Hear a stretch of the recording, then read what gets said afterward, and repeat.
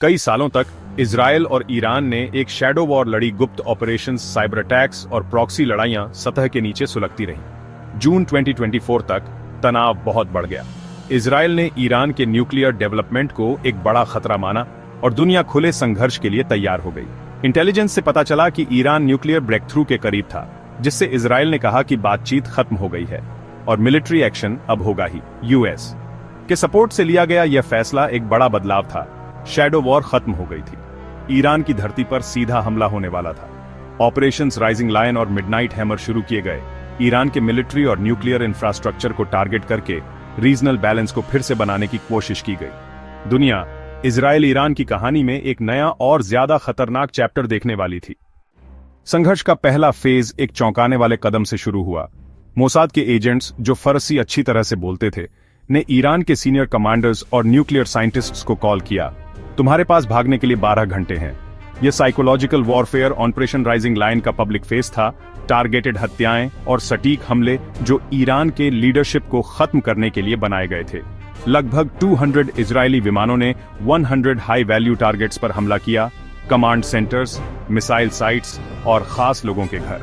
कई top commanders और nuclear scientists मारे गए, जिससे ईरान की लीडरशिप में अफरा तफरी मच गई। इजराइल का मैसेज साफ था, कहीं भी कोई सुरक्षित नहीं है। इस ऑपरेशन ने ईरान को हैरान कर दिया और भी विनाशकारी हमलों के लिए स्टेज तैयार कर दिया। यूएन में इजराइल ने अपने एक्शन को न्यूक्लियर हथियार वाले ईरान को रोकने के लिए जरूरी बताया, लेकिन ग्लोबल चिंता और बढ़ गई। युद्ध अब शैडो से लाइमलाइट में आ गया था। जैसे ही ईरान संभला, यूएस और इजराइल ने ऑपरेशन मिडनाइट हैमर शुरू किया।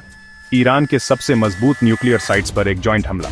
इजरायली जेट्स ने पहले ईरान के एयर डिफेंस को खत्म किया, जिससे अमेरिकी B-2 बॉम्बर्स और टॉमहॉक मिसाइलों के लिए रास्ता साफ हो गया। मुख्य टारगेट फोर्डो, नतांज और इस्फहान, जो जमीन में बहुत गहरे दबे हुए न्यूक्लियर फैसिलिटीज थे। पहली बार यूएस ने अपने 30,000 पाउंड के बंकर बस्टर बॉम्ब्स का इस्तेमाल किया, जो सबसे मजबूत साइट्स को भी तबाह करने के लिए बनाए गए थे। 75 बंकर बस्टर्स बरसे, जिससे ईरान का न्यूक्लियर इंफ्रास्ट्रक्चर तबाह हो गया।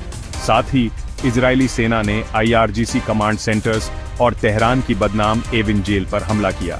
इस ऑपरेशन को एक बड़ी कामयाबी माना गया, जिसने मॉडर्न हवाई युद्ध को फिर से परिभाषित किया। दुनिया को ईरान की तरफ से बड़े जवाबी हमले की उम्मीद थी, लेकिन ऐसा कभी नहीं हुआ।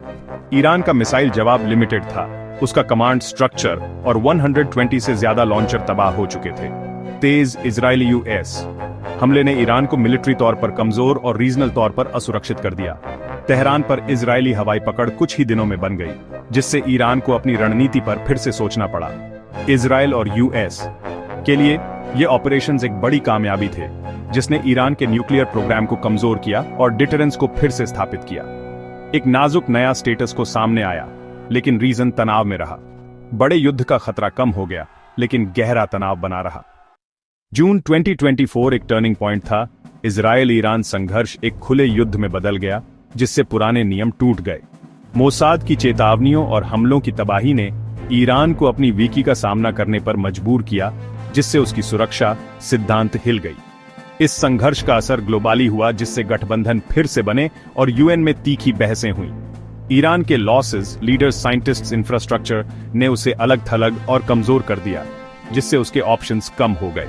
इजराइल के प्रीम्प्टिव स्ट्राइक ने एक नया उदाहरण बनाया, जबकि यूएस के शामिल होने से रीजनल फॉल्ट लाइंस और गहरी हो गईं। युद्ध ने प्रतिद्वंद्विता को खत्म नहीं किया, इसने उसे फिर से परिभाषित किया, रेड लाइंस को आगे बढ़ाया और यह सुनिश्चित किया कि मिडिल ईस्ट एक ग्लोबल फ्लैश पॉइंट बना रहे। एक नया और ज्यादा खतरनाक युग शुरू हो गया था, एक ऐसा युग जिसमें दुनिया से बहुत ज्यादा सावधानी की मांग थी।